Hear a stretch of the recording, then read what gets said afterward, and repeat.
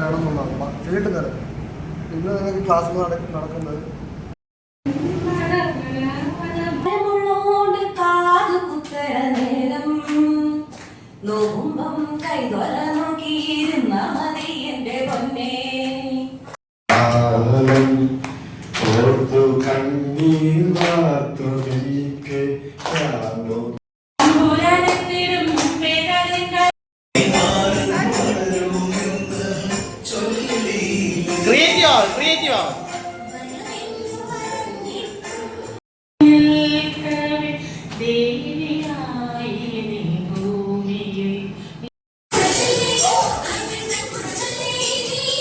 കൃഷ്ണനെ കളിക്കാം.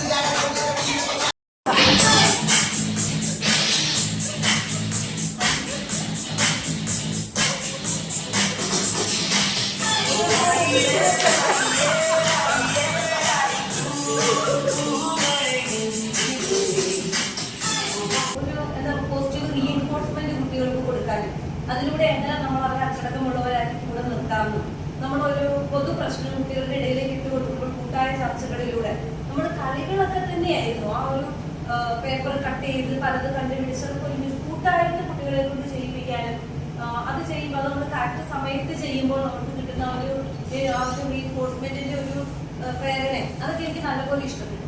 അതുപോലെ തന്നെ പരസ്പരം റെസ്പെക്ട് ചെയ്യുക എന്നുള്ള ആശയം വളരെ നന്നായിട്ട് തന്നെ നമുക്ക് കുട്ടികളിലേക്ക് കൊടുക്കാൻ പറ്റും.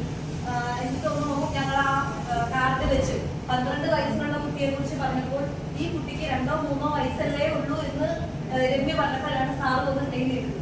അതായത് ആവശ്യമുള്ള കാര്യങ്ങളാണെങ്കിൽ പോലും അത് ആ സമയത്ത് വേണ്ട എന്നൊരു കുട്ടികളിലേക്ക് അത് കമ്മ്യൂണിക്കേറ്റ് ചെയ്യാൻ പറ്റുന്നുള്ള രീതിയിലും ഒരു ക്ലാസ് എങ്ങനെ ഏറ്റവും കുറച്ചുകൂടി മനോഹരമാക്കാം എന്നുള്ള രീതിയിൽ ഒരു ടീച്ചർ എന്നുള്ള രീതിയിൽ എനിക്ക് വളരാനായിട്ട് ഉപകാരപ്പെട്ടു.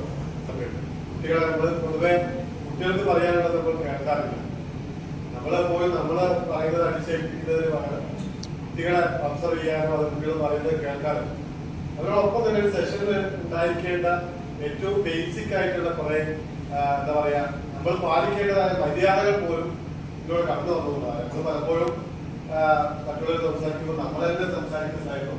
പക്ഷെ അത് ഈ പറഞ്ഞ ഒരു നെഗറ്റീവ് റീഎൻഫോഴ്സ്മെന്റ് പോലെ, അതായത് നോൺ വെർബൽ ഒരു റീഎൻഫോഴ്സ്മെന്റ് തന്ന് നമ്മളതിനെ പിന്നെ നമ്മളൊക്കെ പുറത്തു പോയ സ്ഥലത്ത് പോലും കൃത്യമായ സമയത്ത് ഗ്രൂപ്പിലേക്ക് തിരിച്ചു വരാനുള്ള ഒരു ബോധം ഉണ്ടായിരുന്നതാണ്. കാരണം നമുക്ക് ഗ്രൂപ്പിൽ വിജയിക്കാൻ വേണ്ടിയാണെങ്കിൽ പോലും നമ്മളത് ഗ്രൂപ്പിൽ ഉണ്ടായിരിക്കേണ്ട അല്ലെങ്കിൽ ഒരു ഗ്രൂപ്പിൽ നമ്മൾ പാലിക്കേണ്ടതായ മര്യാദകൾ നമ്മൾ കാരണം ഒരു ഗ്രൂപ്പിന്റെ ആ പോയിന്റ് നഷ്ടപ്പെടാൻ പാടില്ല എന്നുള്ള ചിന്തകളൊക്കെ വന്നുകൊണ്ടുണ്ട്.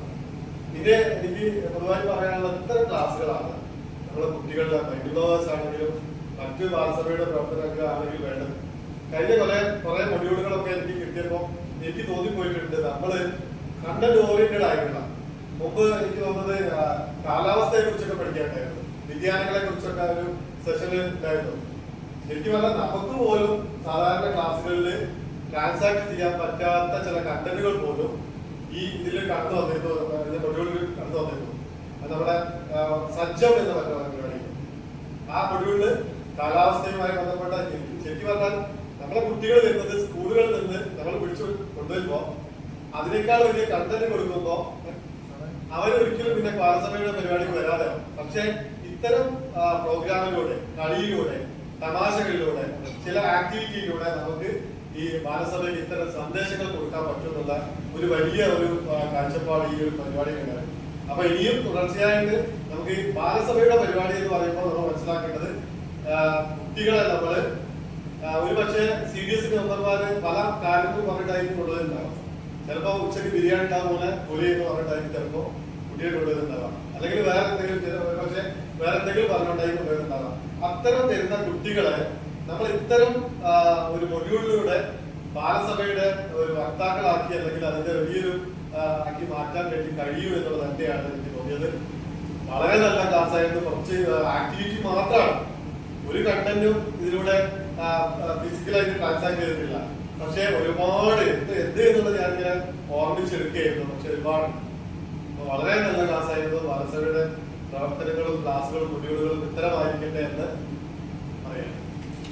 ടെക്നിക്സും ഞങ്ങളെ ഹാൻഡിൽ ചെയ്ത രീതിയായിരുന്നു.